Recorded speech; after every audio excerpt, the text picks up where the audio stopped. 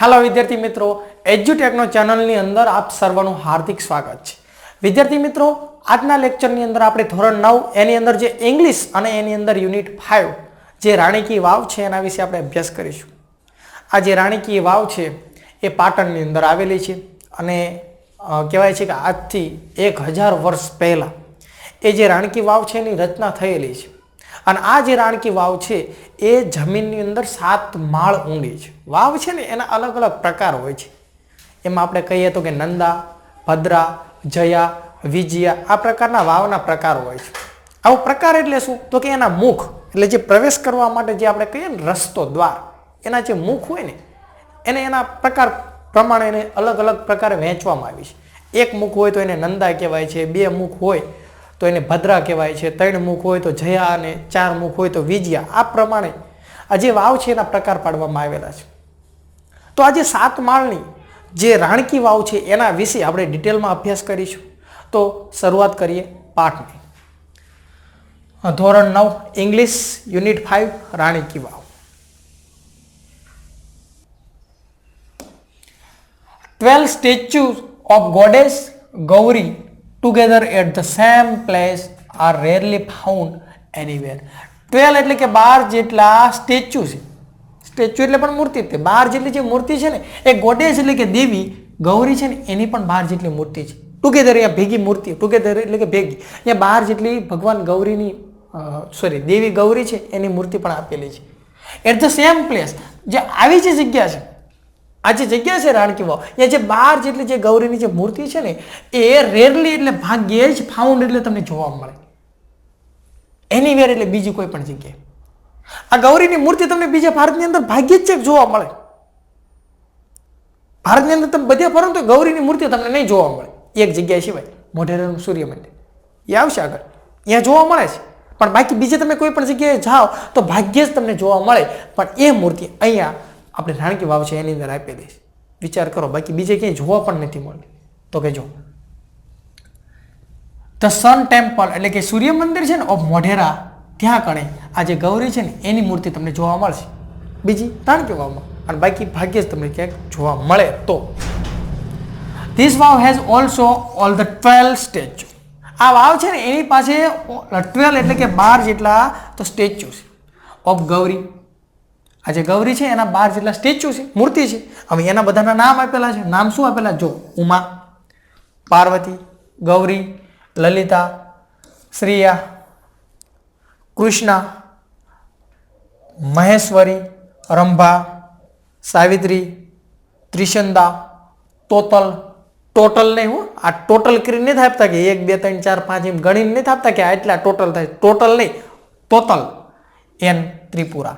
તો આવી 12 જેટલી ગૌરી છે એના અલગ અલગ નામની જે મૂર્તિ સ્ટેચ્યુ છે એ પણ ત્યાં આપવામાં આવેલી છે.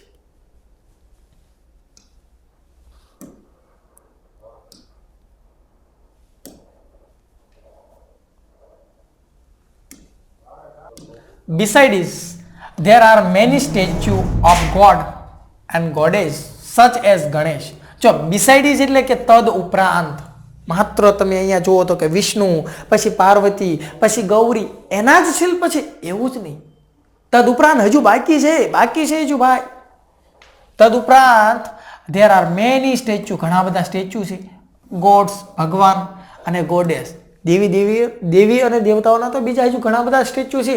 અને એની અંદર સચ ખરેખર ગણેશ, અગ્નિ, વાયુ, સૂર્ય, ભૈરવ, ચામુંડા, બ્રહ્મા, ઇન્દ્રા, ઇન્દ્રાણી, વૈષ્ણવી, વરા, મહાલક્ષ્મી, કુબેર અને એટસેટ્રા. આવા બીજા પણ ભગવાન બધા છે એની બધી પણ સ્કલ્પચર આપવામાં આવેલી છે. તમે જુઓ અહીંયા આ દિવાલ ઉપર બધી કોતરણી થાંભલા હોય એના ઉપર પણ કોતરણી તમે જોઈ શકો છો. વિચાર કરો, આ બધું પથ્થરમાંથી આ કોતરેલું છે. આ બધી વસ્તુ, આ મૂર્તિ પથ્થર ઉપર આવા આકાર આપેલા જેવા આપવા જેવા. આપણે ટ્રાય કરજો, લો કોઈ પથ્થર હોય એના ઉપર કોતરણી કરવા, થાય છે? નહીં થાય.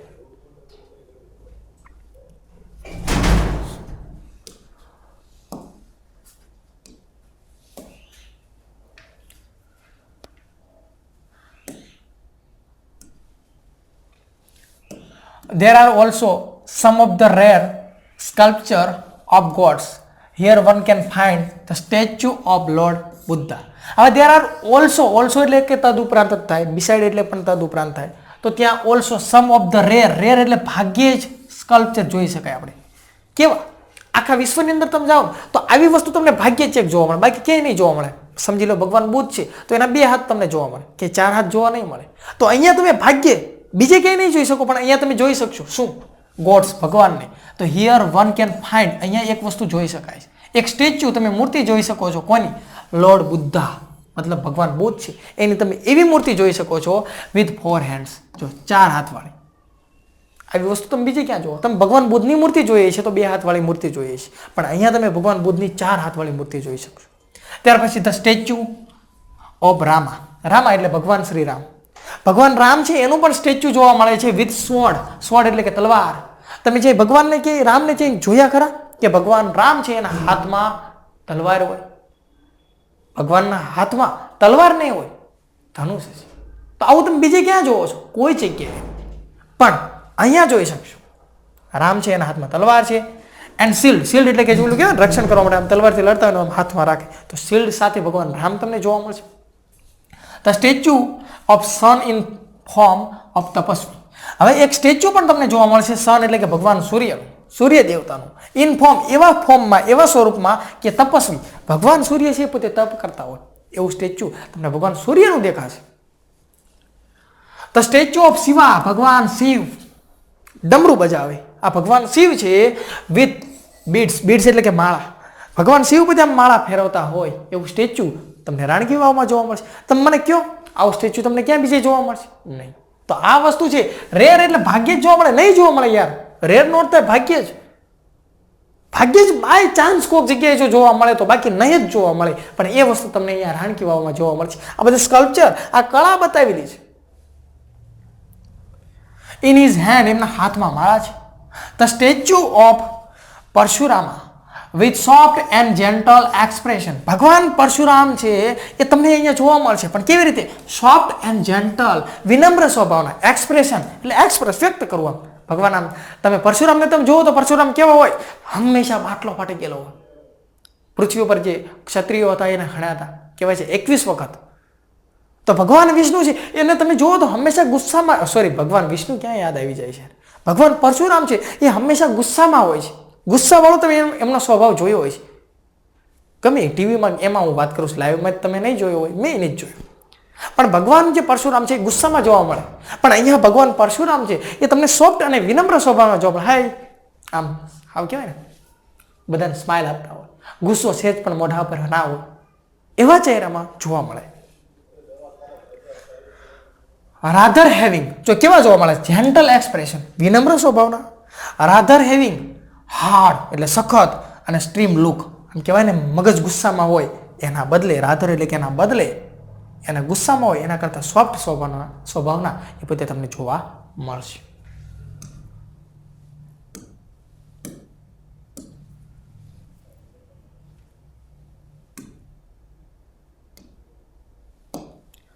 Some of the sculpture display contemporary lifestyle, folk tales, animal and human instinct. જો some of the sculpture, થોડાક જે સ્કલ્પચર છે, થોડીક જે મૂર્તિઓ છે ને એ ડિસ્પ્લે કરે છે, મતલબ પ્રદર્શિત કરે છે. શું પ્રદર્શિત કરે છે? તો કે કોન્ટેમ્પરરી. કોન્ટેમ્પરરી મતલબ સમકાલીન. સમકાલીન છે ને કહેવાય તો કે એક સાથે જે બે વસ્તુ થઈ ગયેલી હોય એને સમકાલીન કહેવાય. સમજી લો, તમને વાત કરું કે વાત કરું છું જસ્ટ સમકાલીન એટલે શું? તો કે મહાત્મા ગાંધીજી અને સરદાર વલ્લભભાઈ પટેલ, તો આ બંને એક સમયે થઈ ગયેલા તો એને સમકાલીન કહેવાય. પછી હું એમ કહું કે હું ગાંધીજીનો સમકાલીન છું તો ખોટું પડે ભાઈ. ગાંધીજી મારી પહેલા થઈ ગયેલા, તમે અને હું સમકાલીન કહેવાય કારણ કે આપણે સાથે છીએ. તો આ જે મૂર્તિઓ છે એની અંદર એક પ્રદર્શિત થાય છે સમકાલીન જે કહેવાય લાઈફસ્ટાઈલ, જે જીવન હોય ને સમકાલીન એક સરખું જે જીવન હોય એમાં જે ફોકટેલ એટલે મતલબ લોકવાર્તા, ફોકટેલ એટલે કે લોકવાર્તા. કોની પણ? એનિમલ એન્ડ હ્યુમન, જે પ્રાણીઓ છે અને જે હ્યુમન જે માણસો છે એની ઇન્સ્ટિંક્ટ એટલે કે વૃત્તિ.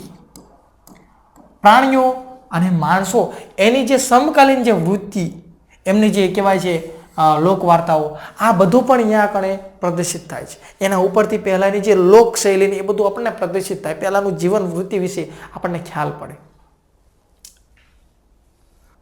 They reveal artistic vision and unique imagination. અહીંયા કહેવાય છે ને આઈ કટ થઈ ગયેલો છે, આઈ કટ થઈ ગયેલો છે, બરોબર. આ જે સ્લાઇડ આવી ગઈ છે ને સામે, તો શું કહેવા માંગે છે? They reveal artistic vision and unique imagination of the sculpture.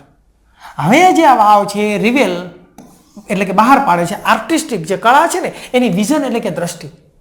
કળા છે એની વિઝન એની દ્રષ્ટિ છે ને બહાર પાડે છે, પણ કેવી? યુનિક એટલે કે અદ્ભુત પ્રકારની ઇમેજિનેશન એટલે કે અદ્ભુત પ્રકારની કલ્પના છે ને, કલ્પના, એ કલ્પના એની વૃત્તિ છે ને બહાર પાડે છે. અદ્ભુત પ્રકારની કલ્પના. અદ્ભુત પ્રકારની કલ્પના એટલે શું? તો કે એ તો હું તમને કહું છું કે આવો વિચાર, આવી કોતરણી કઈ રીતે કરવી શક્ય નથી યાર, આપણે ના કરી શકીએ.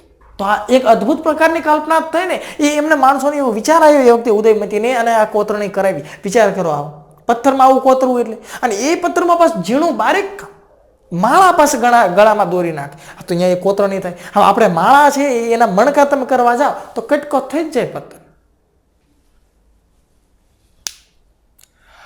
There are nearly 800 statues of Apsara. 800? અહીંયા કંઈક પ્રિન્ટિંગ ભૂલ છે, 800 તો નહીં હોય, પણ there are nearly એટલે કે લગભગ સ્ટેચ્યુ, અહીંયા સ્ટેચ્યુ પણ છે કોના? અપ્સરાના.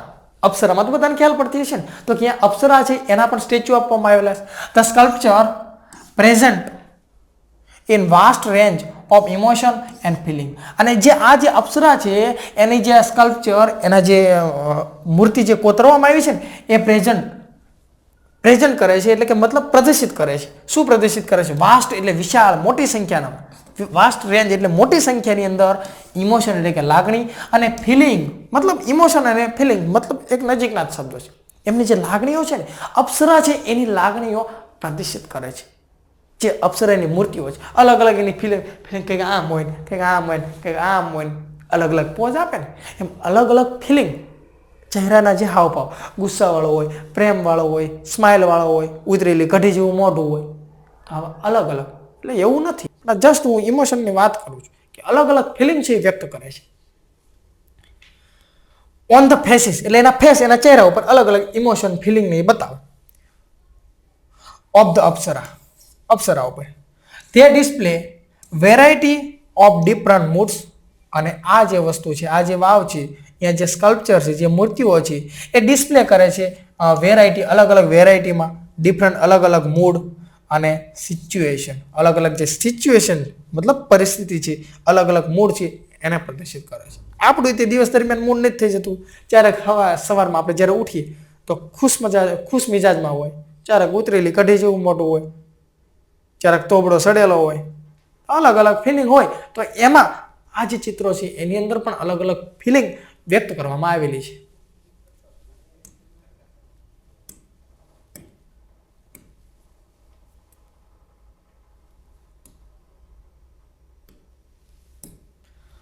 Most of them present Vishnu in his 10 different અવતાર.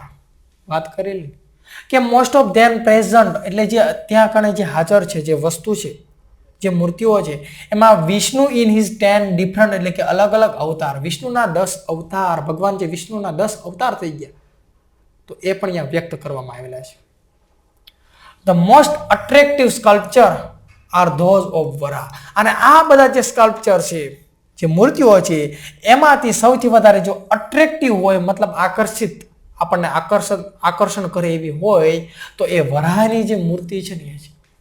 ટ્રુ ફોલ્સમાં પૂછાય તો યાદ રાખો કે the most attractive sculpture are those of Vara. True or false? તો કે વાત સાચી. વરાહની મૂર્તિ આપણને આકર્ષિત કરે, આમ જોવો અને ડાસું ફાટ્યું રહે. વામન, નરસિંહ, રામ, કલ્કી એન્ડ મહિષાસુર. કે the most attractive sculpture are those of Vara. વરાહની મૂર્તિ છે એ સૌથી વધારે આપણને આકર્ષિત કરે છે. ત્યાર પછી આપણે કહીએ તો કે બીજી મૂર્તિઓ પણ હજુ આપણને આકર્ષિત કરે છે, તો કે વામન છે, નરસિંહ છે, રામ છે, કલ્કી છે એન્ડ મહિષાસુર. સુરામંદી, મહિષાસુર મંદિર, સોરી વાંચવામાં મિસ્ટેક થઈ, તો કે રામ છે, કલ્કી છે એન્ડ મહિષાસુર મંદિરની આ બધી મૂર્તિઓ છે આપણને આકર્ષિત કરે છે. નજીકથી વાંચવાનું થાય ને તો તકલીફ પડે, થોડાક આમ નીચે જાય ને તો સ્પષ્ટ આપણને દેખાય કે શબ્દો શું લખેલા છે. ફરી એકવાર આપણે જોઈ લઈએ તો સૌથી વધારે આપણને આકર્ષિત જે કરે છે એમાં ભગવાન વરાહની મૂર્તિ છે, અને ત્યાર પછી વામન છે, નરસિંહા છે, રામ છે, કલ્કી છે અને મહિષાસુર મંદિરની આ બધી મૂર્તિઓ છે એ સૌથી વધારે આપણને શું કરે છે, આકર્ષિત કરે છે. The Apsaras with 16 different makeup style add to the grace of this unmatched structure. તો અપ્સરા જે અહીંયા અપ્સરા આપેલી છે ને બધી જે આપણે જોઈ ગયા અપ્સરા, તો એ અપ્સરા છે ને એ 16 ડિફરન્ટ એટલે કે અલગ અલગ મેકઅપમાં છે. મેકઅપમાં બધાને ખબર પડે અલગ અલગ 16 મેકઅપમાં છે, મતલબ અલગ અલગ એના પોઝ બતાવવામાં આવ્યા છે અલગ અલગ રીતે. તો કે એડ ટુ ધ ગ્રાસ એટલે આકર્ષિત કરે છે ઓફ ધીસ અનમેચ સ્ટ્રક્ચર. અનમેચ એટલે કોઈની સાથે મેચ ના કરી શકાય, કોઈની સાથે સરખામણી ના કરી શકાય, એને અનમેચ કહેવાય. મતલબ જે અપ્સરાના જે 16 સ્ટ્રક્ચર અહીંયા આપવામાં આવેલા છે જે મેકઅપ વાળા, તો એ 16 સ્ટ્રક્ચર છે ને એને કોઈની સાથે મેચ ન કરી શકાય એવા અદ્ભુત પ્રકારના છે. આજે ભલે આપણે બ્યુટી પાર્લરમાં જઈ અને ગમે એવા મેકઅપ કરે, આપણે નહીં લેડીઝ ગમે એવા મેકઅપ કરે, પણ એ ગમે એવા મેકઅપ કરે તો એ મેકઅપને આ મેકઅપ સાથે સરખામણી ના કરી શકાય એવા તો અહીંયા અપ્સરાના મેકઅપ દર્શાવ્યા છે. The stepwell also focus on the holiness of water and its great signification in Indian culture. આ જે સ્ટેપવેલ જે વાવ છે ને એ ફોકસ કરે છે, શેના ઉપર ફોકસ કરે છે, ક્યાં ધ્યાન કેન્દ્રિત કરે છે, તો હોલીનેસ એટલે પવિત્રતા ઓફ વોટર, પાણીની પવિત્રતા છે એના ઉપર ફોકસ કરે છે. અને ઇટ્સ ગ્રેટ એટલે કે મહાન સિગ્નિફિકેશન એટલે કે શું, સૂચન કરવું, એક સૂચન કરે છે. શેનું સૂચન કરે છે, તો કે ભારત છે એની અંદર જે પાણીમાં વોટરની જે પવિત્રતા છે, પાણીની પવિત્રતા છે, અને ત્યાર પછી ઇન્ડિયન જે કલ્ચર છે, ભારતીય જે સંસ્કૃતિ છે ને એનું સૂચન કરે છે. ભારતીય સંસ્કૃતિનું સૂચન કરે છે અને પાણીની પવિત્રતા છે એનું સૂચન કરે છે. તમને ખ્યાલ છે પાણીની પવિત્રતા? સર શું તમે વાત કરો છો? ભારતમાં ભાઈ ગંગા નદી એને પવિત્ર નદી ગણવામાં આવેલી છે. નર્મદા નદી કયો, સરસ્વતી કયો, ભાઈ વાત સાચી ને? તો પાણીની પવિત્રતા અને ભારતીય સંસ્કૃતિ છે ને એનું સૂચન કરે છે ભાઈ આ વાવ. એટલા માટે ને કોતરણી કરવામાં આવી છે ને આ બધી વસ્તુ. જો બધી અલગ અલગ મૂર્તિઓ,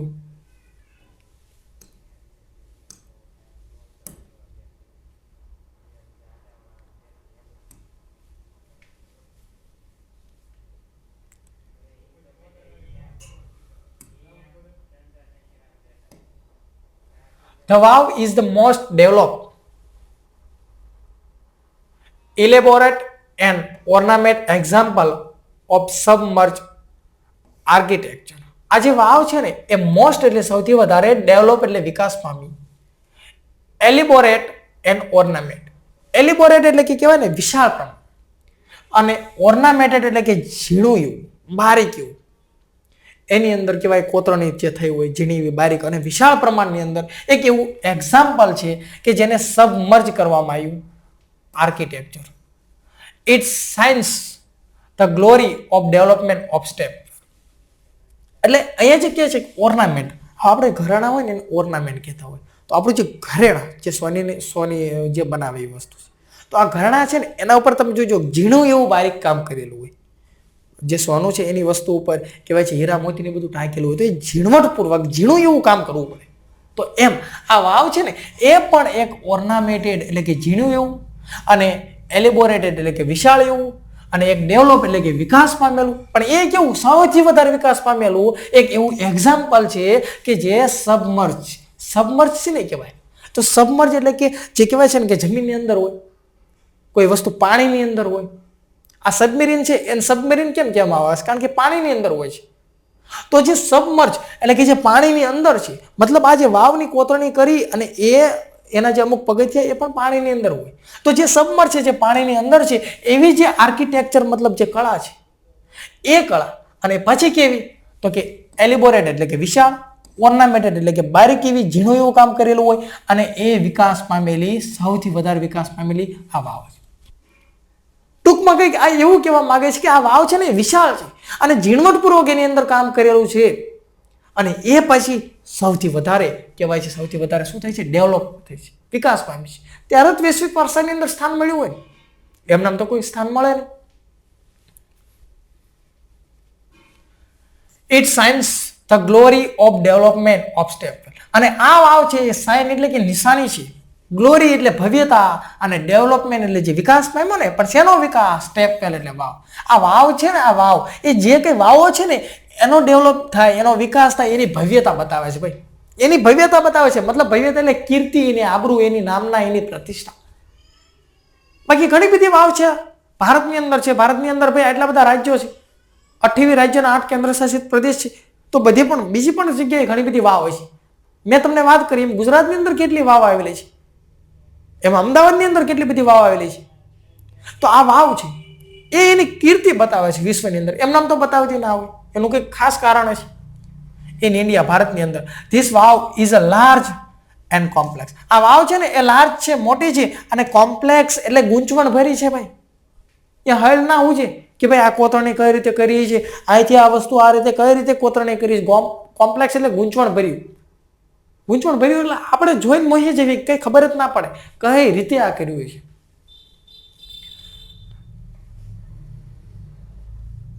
કોમ્પ્લેક્સ ટાઈપ ઓફ, આ ઓફ અલગ છે અને આ સ્ટેપ વેલ અલગ છે. તો કે એક ટાઈપ કોમ્પ્લેક્સ ટાઈપ છે ઓફ સ્ટેપ વેલ એટલે વાવ છે એનું ગૂંચવણ ભર્યું એક કહેવાય ને, એક આ ઉદાહરણ છે. તમે આ બધી વાવોમાં બધાથી અલગ છે, કોમ્પ્લેક્સ ભર્યું છે, ગૂંચવણ ભર્યું છે. It has ornamented panel of sculpture. તો કે આ વાવ છે એની અંદર ઓર્નામેન્ટેડ એટલે કે ઝીણવટપૂર્વક એક સ્કલ્પચર કરેલું છે, મતલબ કોતરણી કામ કરેલું છે. જે પેનલ એટલે કે ઝીણી ઝીણી નાની એવી કામ કરેલું હોય એની આ બધી સાઇટો છે, જગ્યા છે, તમે બધી જગ્યાએ તમે જોઈ શકો છો. બધી નીચે આવો તો બધું તમને પેનલ જોવા મળે, અલગ અલગ ઝીણવટ ભરી, ઝીણી ઝીણી બધી જગ્યાએ. અહીંથી માણસો ઉતરે અને ઠેઠ અહીંયા આમાં કંઈ હળે ના હોવું છે, કોમ્પ્લેક્સ ભર્યું છે. મતલબ હંતા કુકડો રમાય એવું, હંતા કુકડો રમાય મજા આવે, દા દેવો થાકી જાય.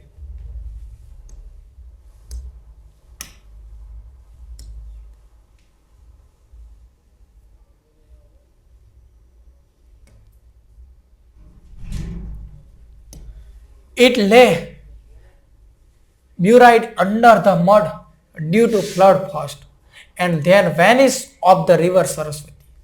એટલે આ વાવ છે ને એ લે એટલે પડી રહી, બ્યુરાઇડ એટલે કે દટાયેલી, અંડર ધ મડ, મડ એટલે કે કાદવ, કીચડ, ગારો, ગારાની નીચે દટાયેલી પડી રહી.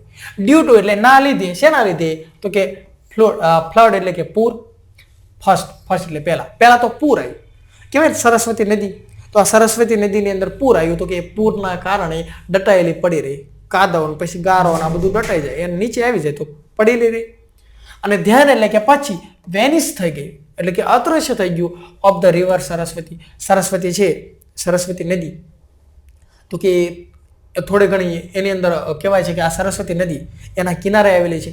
તો એ અદૃશ્ય થવાના કારણે તો માણસો છે એને ધ્યાનમાં ના આવ્યું અને ઇટ વોઝ હિડન એટલે સંતાયેલી રહે અંડર ધ લેયર, લેયર એટલે પડમાં, ઓફ સિલ્ટ, સિલ્ટ એટલે કે શું થશે તો કે કાપ. અને ફોર ઓલમોસ્ટ એટલે કે લગભગ 7 સેન્ચુરી, 7 સેન્ચુરી એટલે કે 7 સદીઓ સુધી, મતલબ 1000 વર્ષ પહેલા બનેલી, તો 7 સદી સુધી તે દટાયેલી રહે.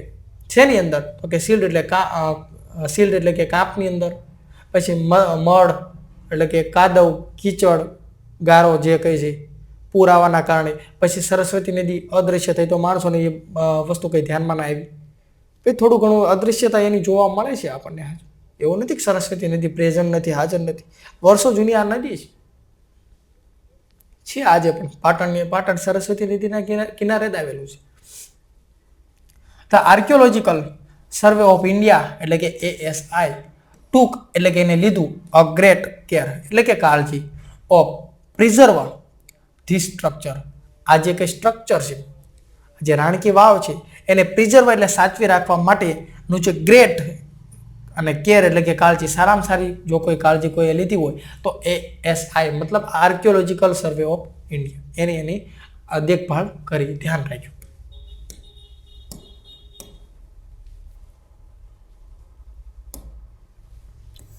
ઇન ફેબ્રુઆરી 2013 ASI એટલે કે આર્કિયોલોજીકલ સર્વે ઓફ ઇન્ડિયા એને નોમિનેટ કર્યું this vav for the world heritage site. એટલે કે જે ASI નામની જે ભારતની અંદર આવેલી એક સંસ્થા છે, તો આ આર્કિયોલોજીકલ સર્વે ઓફ ઇન્ડિયાએ એને નોમિનેટેડ કર્યું એટલે કે નામ જાણ કરે આ વાવ માટે. અને કોને? તો કે વર્લ્ડ હેરિટેજ સાઇટ માટે. એટલે કે જે યુનેસ્કો નામની સંસ્થા છે એને કીધું કે તમે અહીંયા આવો, આટો તો મારો ચારક તો અમારા ગુજરાતની અંદર આવો તો ખરા, જોવો તો ખરા કેવી કેવી વસ્તુ છે. અમારા માણસો પેલા ભાઈ કેવા બધા હતા, કેવી કોતરણી કરી, જો અમે આ સ્થળ છે. એટલે એનું નામ છે એનું નોમિનેટ કર્યું. અને વિથ ધ એક્સેલન્ટ એટલે કે અદ્ભુત પ્રકારનું ટીમ વર્ક, આ બધી જે સંસ્થા છે આર્કિયોલોજીકલ સર્વે ઓફ ઇન્ડિયા એને એક્સેલન્ટ અદ્ભુત પ્રકારનું ટીમ વર્ક કર્યું, કામ કર્યું.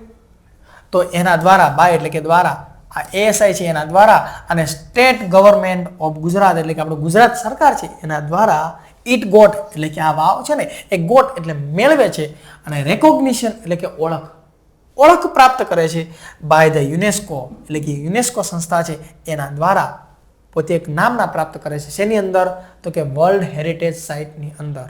અને આ યુનેસ્કો એટલે ફરીને કહી દઉં, United Nation Education Scientific Culture Organisation. આ સંસ્થા યુનેસ્કો છે પેરિસની અંદર આવેલી છે. 1947ની અંદર એની સ્થાપના થઈ હતી. અને આ જે સંસ્થા છે એ કહેવાય છે વિશ્વની અંદર અલગ અલગ જે સ્થળો હોય જે અદ્ભુત પ્રકારના એને વૈશ્વિક વારસાની અંદર સ્થાન આપે છે. અને આજે તમને ખ્યાલ હોય તો કે ભારત સરકારે નવી જે રૂપિયા પૈસાની જે નોટ બહાર પાડેલી છે એમાં રૂપિયા જે 100ની નોટ છે એની પાછળ આ રાણકી વાવ છે એનું ચિત્ર પ્રદર્શિત કરવામાં આવેલું છે. તમને બધાને ખ્યાલ હશે. તો વિદ્યાર્થી મિત્રો, અહીંયા આપણે યુનિટ 5 છે એને પૂર્ણ કરીએ છીએ. અને આપ સર્વે મને શાંતિપૂર્વક નિહાળ્યો એ બદલ આપ સર્વનો ખૂબ ખૂબ આભાર. નેક્સ્ટ ટાઈમ ફરીવાર એક નવા વિડીયો સાથે મુલાકાત કરીશું. Bye bye.